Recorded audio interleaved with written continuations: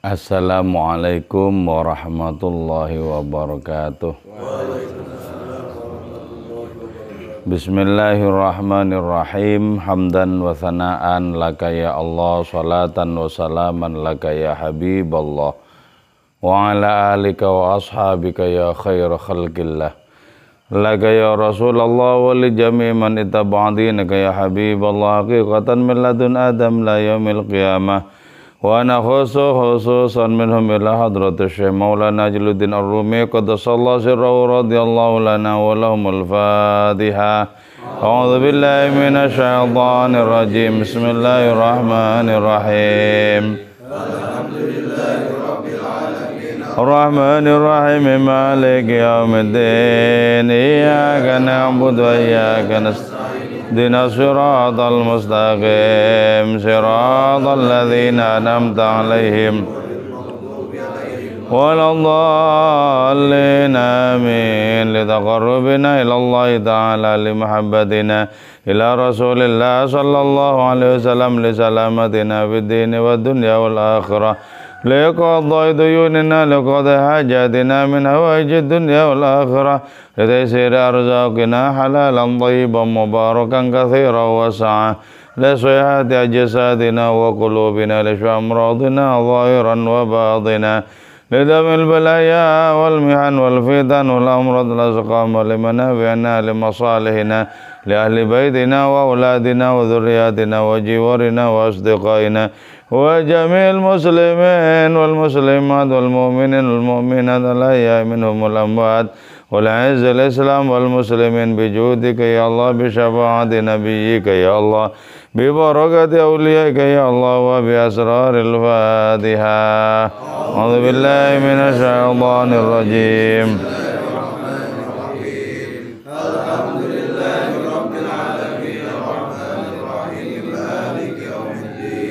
Iyyaka na'budu wa iyyaka nasta'in. Ihdinas siratal mustaqim. Siratal ladzina an'amta 'alaihim ghairil maghdubi 'alaihim waladdallin amin. Qala al-musannif rahimahullahu ta'ala wa nafa'na bi 'ulumihi wa amadana bi asrarihi wa fadha 'alaina min barakatihi wa bikum amin. Bismillahirrahmanirrahim.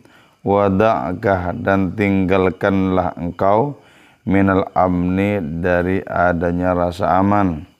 Wakun, dan adalah engkau, fi maudhi'il khaufi, ialah pada posisi kekhawatiran. Wada'kah, dan tinggalkanlah engkau, minasyarafi, dari adanya kemuliaan. Wakun, dan adalah engkau, muftadihan, ialah memalukan, musyaran, yang ditunjuk ilaih, bil banan, dengan adanya ujung jari. Jadi ya, kalau akal kita itu belum sampai di tingkatan akal universal, kalau akal kita belum sampai di akalnya orang marifat, maka setiap perhitungan akal kita wajib kita curigai. Wajib kita curigai. Misal akal kita mengambil kesimpulan, kayaknya yang baik ini, kayaknya baik itu. Tapi bersama dengan itu, akal kita itu masih bercampur dengan nafsu. Maka adanya petunjuk akal kita itu tidak boleh langsung kita ikuti. Kenapa? Karena bercampur keputusan akal itu dengan adanya kekeruhan nafsu. Maka karena itu, tinggalkan adanya rasa aman. Jadi kita merasa aman dengan akal kita, itu harus ditinggalkan perasaan aman itu. Sebaliknya, kita harus dalam posisi mencurigai akal kita. Jangan-jangan ini ada kong kali kongnya dengan nafsu. Jadi karena itu, ketimbang akal kita itu masih berkong kali kong dengan nafsu, lebih baik ikutilah akal orang yang lebih dekat dibandingkan kita dengan Allah. Jadi ikuti akal orang yang lebih dekat dengan Allah. Itu lebih selamat dibandingkan kita mengikuti akal kita. Coba ya, ketika dini hari seperti ini, Nabi itu datang ke rumahnya Abu Bakar Siddiq pas menjelang hijrah. Ikut saya. Itu Abu Bakar itu ya langsung mengatakan, iya, nggak pakai bertanya mau kemana, terus mau tujuan apa enggak. Kenapa? Yakin bahwa akalnya Nabi itu jauh di atasnya. Jadi langsung ikut saja. Walaupun belum tahu kemana ajakan itu, tapi Abu Bakar Siddiq hakul yakin bahwa ajakan Nabi itu jauh lebih tinggi kualitasnya dibandingkan perhitungan akalnya sendiri. Makanya langsung oke. Jadi kalau kita misalnya di hadapan orang yang total hidupnya itu diserahkan kepada Allah Ta'ala, kita dibilangnya apa? Langsung oke. Iya. Kenapa? Pasti itu lebih bagus ketimbang akal kita. Itu lebih bagus. Nah, karena itu kemudian kalau akal itu masih bercampur dengan adanya kekeruhan-kekeruhan nafsu yang memiliki hasrat yang kuat kepada apapun yang selain Allah Subhanahu wa taala, maka di saat itulah adanya posisi khawatir itu lebih baik dibandingkan dengan posisi aman. Jadi, kalau posisi aman, kita percaya kepada akal kita. Tapi kalau dalam posisi khawatir, kita harus waspada. Jangan-jangan akal ini sudah dikendarai oleh nafsu yang keruh. Jangan-jangan bukan untuk membawaku kepada kemuliaan, tapi akan membawaku kepada kesia-siaan, membawaku kepada kesenangan yang menipu. Jadi karena itu adanya rasa khawatir terhadap akal diri kita itu lebih baik ketimbang kita merasa aman mengikuti akal kita. Jadi karena itu beruntung ya orang yang memiliki sandaran berupa orang yang lebih akrab dengan Allah. Beruntung. Tinggal ngikuti orang itu benar. Ikuti saja benar. Kenapa? Karena hidupnya sudah bersih dari kong kali kongnya nafsu. Pasti benar sudah. Wadaka minasyaraf, tinggalkan kemuliaan. Jadi misalnya posisi sosial kita itu berada di posisi yang mulia. Nah, tinggalkan posisi kemuliaan yang dicetak oleh akal kita, tinggalkan. Lebih baik apa? Lebih baik menjadi orang yang memalukan. Jadi ketimbang kita berada di posisi aman karena kita merasa mulia misalnya, maka sebaiknya kita memilih adanya posisi merasa diri kita itu masih dipenuhi oleh tindakan-tindakan memalukan. Sebab begini ya, tindakan-tindakan kita yang tidak memiliki nilai di hadapan Allah Ta'ala itu masuk kategori tindakan-tindakan memalukan loh. Memalukan. Jadi, lebih baik kita berada pada posisi memalukan dan kita berikhtiar untuk terus mengikuti orang yang lebih becek, lebih mulia ketimbang kita, dibandingkan kita berada pada posisi dimuliakan oleh akal kita. Jadi itu karena apa? Karena akal kita belum tentu, belum pasti sudah bisa dipercaya itu loh, belum tentu. Belum tentu. Jadi akal itu kalau orientasinya masih kesenangan apapun yang selain Allah Ta'ala, itu akal yang tidak bisa langsung dipercaya. Gak bisa itu. Berarti akal itu masih berkelindan dengan nafsu. Hanya ketika akal itu menjelma akal universal atau akal rabbani, maka orientasi dari seluruh orientasi dari akal itu pasti Tuhan, pasti kemuliaan. Jadi kan bisa kita rasakan toh, akal kita itu mengajaknya kemana? Ke sini ke sini. Oh ternyata mengajak ke hal-hal yang dicocoki oleh nafsu. Dicocoki oleh nafsu. Jadi tetap hati-hati. Tetap hati-hati. Falaqad jarrabatul aqalah. maka demi setelah menguji aku al-aql kepada akal, amikot tafkir terhadap dalamnya renungan. Jadi, sudah ku coba akalku ku bawa ke dalam renungan yang mendalam. Ku coba akalku dipakai untuk merenungi segala sesuatu secara mendalam, termasuk merenungi perjalanan keilahian. Nah, kesimpulannya apa? Wa mim ba'du, dan setelah itu la aj'aluh, sungguh aku akan menjadikan nafsi kepada diriku majnunan, kepada gila. Ternyata apa?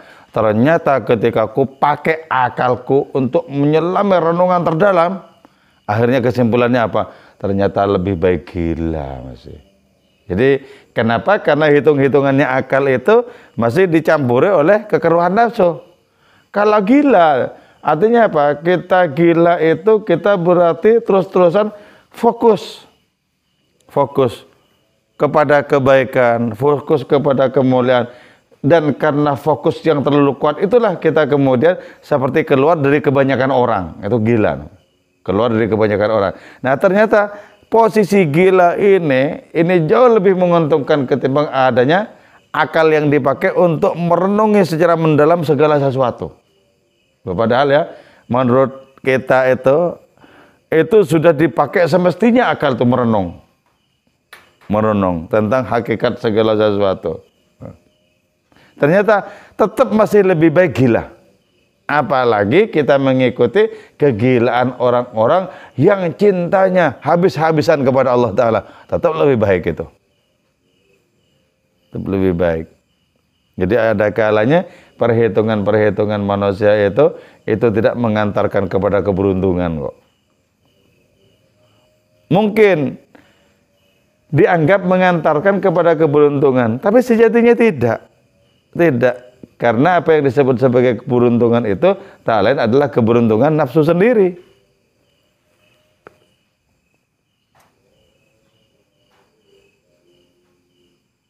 Sekarang kita memasuki judul baru.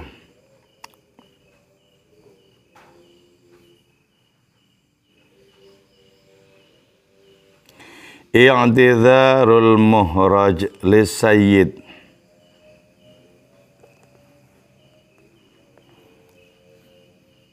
Memaafkannya seseorang bernama muhraj lisayyidil ajal, bagi nama orang as-sayyidul ajal.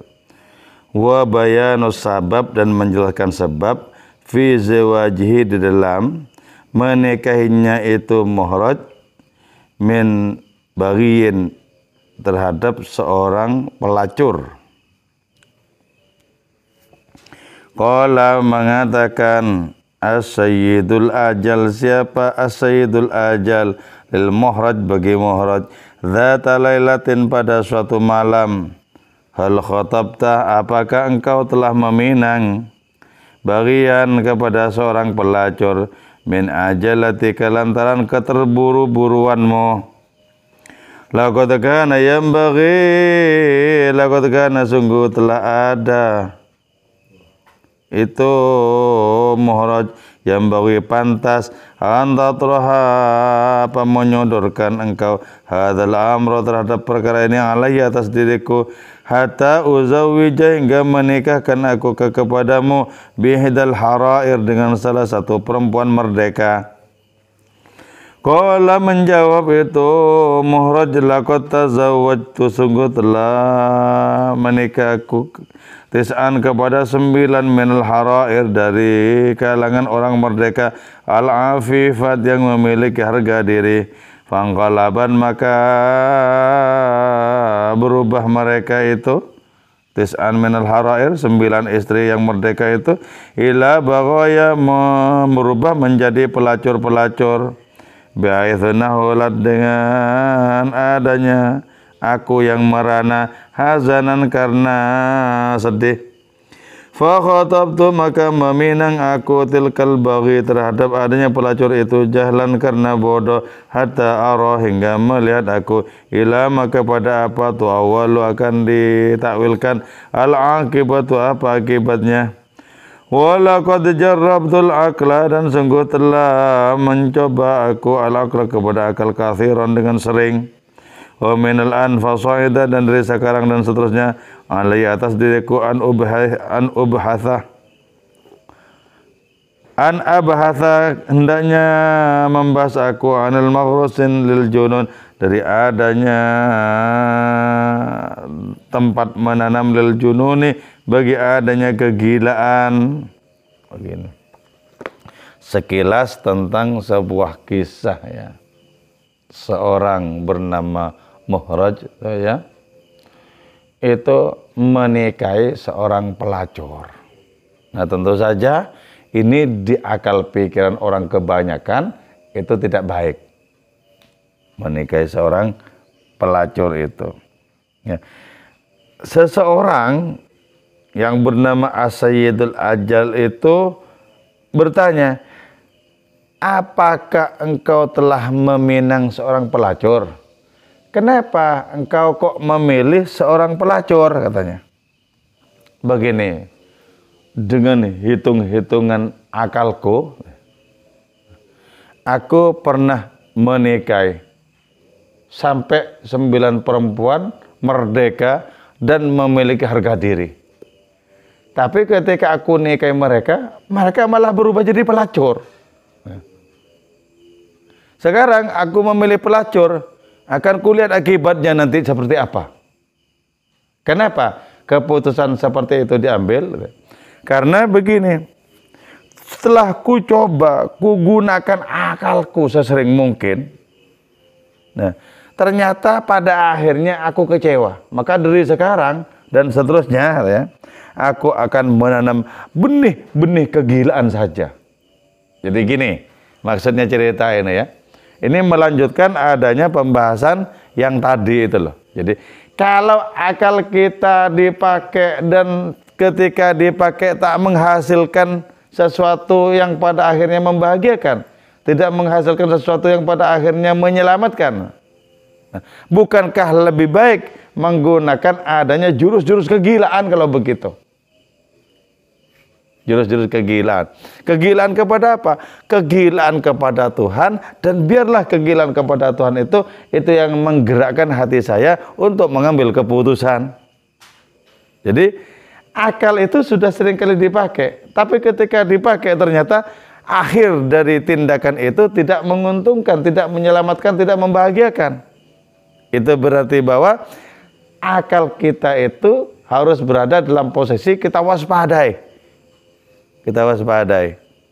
Makanya ketika kita dibimbing oleh orang yang akalnya sudah akal rabbani, akal ilahi, ikuti saja, itu pasti lebih baik. Walaupun di pikiran kita, kok dipilih yang itu ya, gitu loh. Kok begini ya? Itu pasti lebih baik. Kenapa? Karena orang-orang rabbani itu, orang-orang ilahi itu memandang segala sesuatu dengan penglihatan Tuhan. Dengan penglihatan Tuhan, sehingga tindakan-tindakan yang semula diambil oleh orang-orang yang tergila-gila kepada Allah Subhanahu wa taala, walaupun awalnya seolah-olah tidak masuk akal, tapi itu yang benar. Awalnya tidak masuk akal, tapi itu yang benar. Banyak ya contoh-contoh di dalam kehidupan para wali yang secara lahiriah itu bagaimana itu bisa terjadi, kan tidak masuk di akal. Suatu hari ya, istri dari Kiai Khalil Bangkalan itu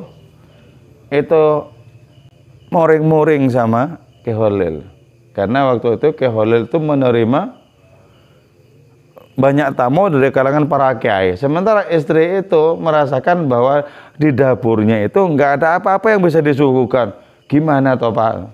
Kok malah mendatangkan banyak orang? Ini mau dikasih apa kan gitu loh. Ini kan secara akal pikiran istrinya itu ya, secara akal pikiran istrinya, tindakannya Kiai Khalil mendatangkan banyak orang itu merupakan hal yang bisa membuat pusing istrinya. Tenang toh Bu, katanya, tenang. kita akan punya beras. Kalau perkara lauk itu kan tenang aja nih. Tenang-tenang gimana? Kan gitu. Jadi di akal istrinya itu sudah mampet. Di akal istrinya itu membingungkan. Tapi di akalnya Ki Khalil ada solusi. Ayo katanya, ambil benang itu diambil. Benang itu ditarik ke sana, dibikin persegi 4. Nah, di antara tamu-tamu itu disuruh megang ujung dari masing-masing segi itu loh. Tarik 1 2 3, tarik. Nah, ternyata ketika ditarik itu ya, keluar ikan-ikan hidup yang mesti melompat-lompat itu loh. Ditarik itu, tarik. Ternyata ya benang itu sesungguhnya secara hakikat digelar di lautan maksudnya itu. Tarik, muncul ikan-ikan itu. Coba Bu, lihat Bu, ikan-ikan ini kok banyak ini. Apa kita perlu bersedih karena banyak tamu? Jadi ya, apa yang menurut orang lain itu membingungkan, bagi akalnya orang Rabbani tidak membingungkan. Nah, karena itu di hadapan orang seperti beliau itu sebaiknya oke-oke saja, pasrah saja itu. Ya, gitu. Nggak usah bikin bekerja keras akal kita tuh. Bikin bekerja keras akhirnya cuman bingung-bingung tok. Jangan. Atau seperti Bintara Lutfi di Pamekasan, bikin kolam besar, kolamnya itu yang membutuhkan puluhan juta. Bapak ibunya orang tani, nggak punya apa-apa. Baik, bilang bapaknya, Cong, ini bikin kolam sebesar-besarnya, ini biayanya dari mana? Bintara Lutfi bilang, Pak, Allah yang nanggung saja, nggak repot kok, sampean yang repot. Akalnya itu beda, gitu loh. Akalnya beda. Akalnya orang-orang Rabbani itu nyampe di kemahaan Allah Subhanahu wa taala. Akalnya orang kebanyakan hanya sampai di kalkulasi yang terbatas itu. Ini kalau begini, terus gimana dong gitu. Gimana terus. Sementara akal Rabbani itu sudah menemukan jalan untuk sampai di kemahaan Allah taala itu. Bisa. Gusmi itu pernah dari Malang ke Kediri, berdua sama santrinya. Tapi Gusmi itu hanya memiliki ongkos untuk 1 orang. Akhirnya apa? Masuk ke bis itu ya. Terus yang santrinya itu ditutupin dengan sarungnya sepanjang perjalanan. Maka sepanjang perjalanan itu cuma bayar untuk 1 orang. Bisa? Ya bisa. Apa yang tidak bisa di hadapan kemahaan Allah Subhanahu wa taala? Bisa. Jadi makanya di hadapan orang-orang ilahi sebaiknya kita memasrahkan diri. Orang-orang ilahi itu sudah tidak punya tujuan yang neko-neko. Seluruh tujuannya itu adalah mengarah kepada Allah Subhanahu wa taala. Karena itu di sini orang yang bernama Mahraj ini sampai akhirnya apa? Kapok dengan keputusan akalnya sendiri. Kapok. Katanya, aku dulu pernah menikahi perempuan terhormat. Jadi istriku malah jadi pelacur. Katanya. Coba sekarang yang pelacur sekalian nanti jadi apa ini? Jadi apa? Makanya dari sekarang dan seterusnya, aku akan lebih memasrahkan diri kepada kegilaan ketimbang kepada akalku ini. Jadi ketika orang menempuh kegilaan kepada Allah Subhanahu wa taala, orang ini pasti berada dalam bimbingannya, bimbingan hadiratnya. Nah, kan kebanyakan misalnya ya begini ya. Ada santri itu sudah agak berumur tuh kan, Itu kan akalnya itu kan berjalan tuh. Nanti gimana aku berkeluarga, gimana kan gitu, berjalan. Aku sekarang masih belum punya apa-apa, maka dipakai kemudian akalnya untuk bekerja. Pada saat ketika orang itu bekerja, sudah mulai sedikit terlepas dari bimbingan gurunya. Dikira dengan bekerja itu nanti akan mengantarkan dia kepada keberuntungan dengan cara menikah dan semacamnya itu. Boleh jadi itu keliru. Coba kalau misalnya sampai betul-betul matang ngikuti petunjuk gurunya, itu boleh jadi lebih sempurna, lebih mulia. Cuman kan akal itu menciptakan ketakutannya tersendiri. Nanti kalau begini-begini, waduh, gak bisa ini loh. Jadi dikit-dikit wadah-waduh itu. Yang menunjukkan bahwa dia akan terjepit, dia akan nelangsa dan lain semacamnya. Itu kenapa? Itu karena akalnya tidak sampai ke cakrawala keilahian. Akalnya nggak sampai di situ. Coba ikuti saja dengan penuh tulus. Misalnya dia bayang-bayangi, nanti kalau aku ketuaan, biarin ketuaan gitu. Biarin ketuaan. Nah, itu banyak contohnya ya, yang sampai ketuaan-ketuaan seperti itu, tapi beruntung kemudian. Beruntung. Kenapa? Karena pasrah kepada Allah Ta'ala lewat bimbingan sang guru itu, gitu loh. Pasrah sudah. Nah itu loh ya. Makanya nggak usah di hadapan kemahan Allah Ta'ala itu, nggak usah banyak bertanya. Nabi Musa saja disuruh pukulkan tongkatnya ke batu, dipukulkan. Tanpa harus tahu kalau dipukulkan nanti jadi apa. Kan cuma patuh saja. Ketika dipukulkan ke batu, muncul 12 mata air ternyata. Fam fajarat min husnata asyrata aina. Gitu. Langsung muncul 12 mata air yang bisa dinikmati oleh umatnya. Disuruh lempar kemudian tongkatnya itu, nggak tahu mau jadi apa, yang penting batu suruh lempar saja. Jadi ular, terkejut Nabi Musa. Nah justru itu yang menjadikan para tukang sihir di zaman Nabi Musa itu masuk Islam dan bersyahadat. Kenapa? Karena Nabi Musa sendiri terkejut. Wah, ini bukan tukang sulap kalau begini. Sebab kalau tukang sulap sudah tahu mau jadi apa, dan nggak mungkin terkejut tukang sulap itu. Nah ini terkejut, berarti di luar pengendalian Nabi Musa. Pasti Tuhan ini. Kok yang punya tongkat sendiri juga takut ini? Jadi tukang sihir itu pinter ternyata, pinter. Kalau menurut ukuran mereka, maka tukang sihir yang melakukan sesuatu itu tidak mungkin terkejut oleh sesuatu yang dilakukan. Nah ini kok terkejut, berarti ada kekuatan di baliknya ini. Itulah kekuatan Tuhan. Sehingga 8 tukang sihir di zamannya Nabi Musa itu masuk Islam. Walaupun diancam untuk dipotong tangan dan kakinya secara diagonal, tetap mereka masuk Islam. Kata para tukang sihir itu, engkau wahai Fir'aun hanya bisa bertindak memberikan hukuman di dunia ini, tidak di akhirat. Jadi walaupun diancam, dari saking kukuhnya keimanan mereka, tetap mereka mengikuti agamanya Nabi Musa itu.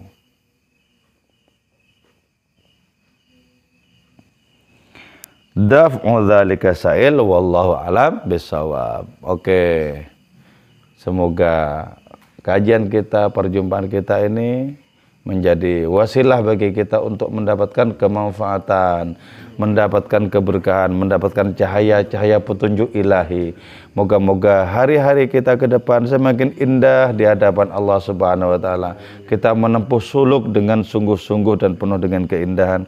Moga-moga anak cucu keturunan kita menjadi orang-orang bertakwa kepada Allah Subhanahu wa taala dan mengikuti tauladan Kanjeng Rasul Muhammad sallallahu alaihi wasallam.